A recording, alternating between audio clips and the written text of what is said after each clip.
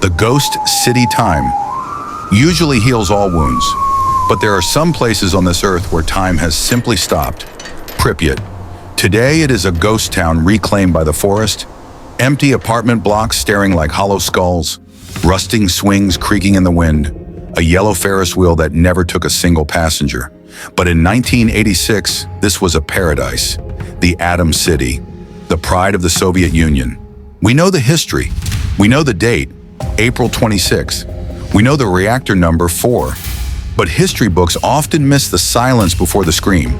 They miss the taste of the air that night. Today I'm going to tell you the story of 5-year-old Alexei, a boy who didn't understand nuclear physics, but knew, long before the scientists admitted it, that the sky was burning. This is the story of the day the snow fell black. Part 1. The Paradise Before Hell. Lighter, nostalgic tone, slightly faster. 1:30 to 3 o'clock. The City of Roses. To understand the tragedy, you must understand the dream. Alexei lived in a world that seemed perfect. Pripyat wasn't just a city, it was a reward. It had supermarkets full of food, swimming pools, cinemas, and roses lining every street. Alexei's father was an engineer at the plant, a hero of the new world. Alexei remembered that Friday well. It was warm. The snow had melted weeks ago.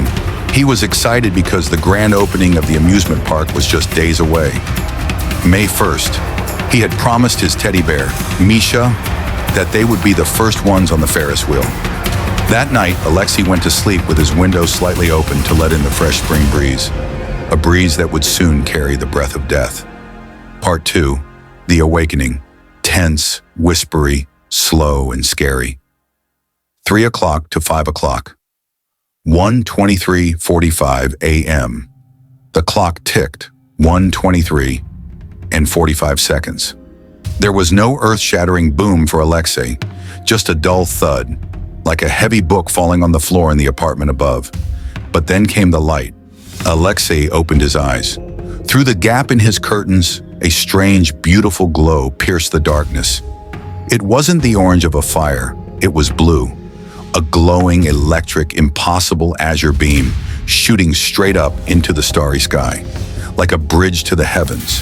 He climbed out of bed and walked to the window. He wasn't scared, he was mesmerized. But then, he felt it. Sound effect, high-pitched ringing, tinnitus sound. It wasn't a sound, it was a taste. Alexei rubbed his tongue against the roof of his mouth. It tasted metallic, like he was sucking on old coins, like he had a mouthful of copper and iron. Then came the smell, not smoke. It smelled like the air after a heavy thunderstorm. Ozone. A 5-year-old boy stood at the window, tasting the radioactive iodine tearing through his DNA, thinking it was just the taste of the blue light. Part 3. The Bridge of Death. Sad, ominous, storytelling tone. 5 o'clock to 7 o'clock. The black snow morning came, but the sun seemed pale, filtered through a strange haze. The city woke up as if nothing had happened. No sirens, no warnings. The radio played cheerful music. Alexei went outside to play. The other children were already there in the sandbox, running around the courtyard. But something was wrong with the ground. Scattered everywhere on the grass, on the pavement, were strange black chunks, like pieces of charcoal but smooth. "Look!" shouted one of his friends, picking up a black rock. "It's warm!" Alexei stopped. A cold shiver ran down his spine. He remembered his father saying once that the reactor was like a little sun trapped in a box. He looked at the black rock in his friend's hand. It wasn't a rock, it was graphite, ejected from the very core of the reactor. "Don't touch it," Alexei screamed. "It's a piece of the sun. It will burn you." His friends laughed. They threw the black rocks at each other. Later that day, many families gathered on the railway bridge just outside the city, the Bridge of Death. They stood there, drinking vodka, smoking cigarettes, watching the beautiful rainbow-colored flames rising from the reactor. Alexei stood there too, holding his mother's hand. He felt dizzy. That metallic taste was getting stronger, turning into nausea. The air was vibrating. Legend says that not a single person who stood on that bridge survived. Part 4, The Invisible Enemy.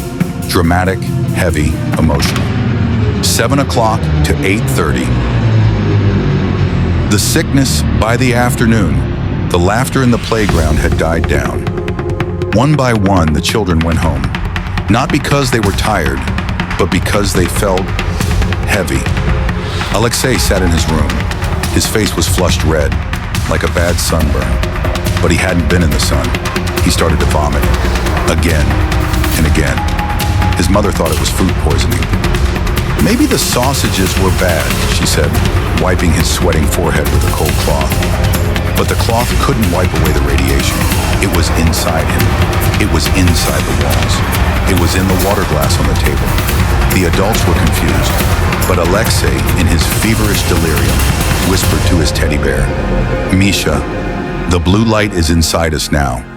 It took 36 hours for the government to speak. 36 hours of the city breathing in poison.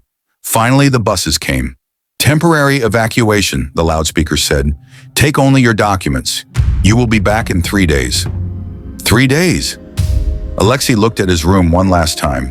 He grabbed Misha, his bear, but his mother pulled his hand. "Leave it, Alexei. It's dirty. We'll buy a new one." Alexei dropped the bear on the floor. Misha sat there leaning against the bed, waiting for a return that would never happen. Part 5.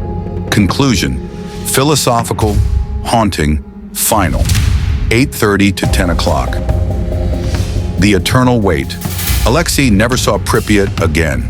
Like thousands of other Chernobyl children, his life became a series of hospitals, white walls, and the ticking of Geiger counters. The metal taste never really went away.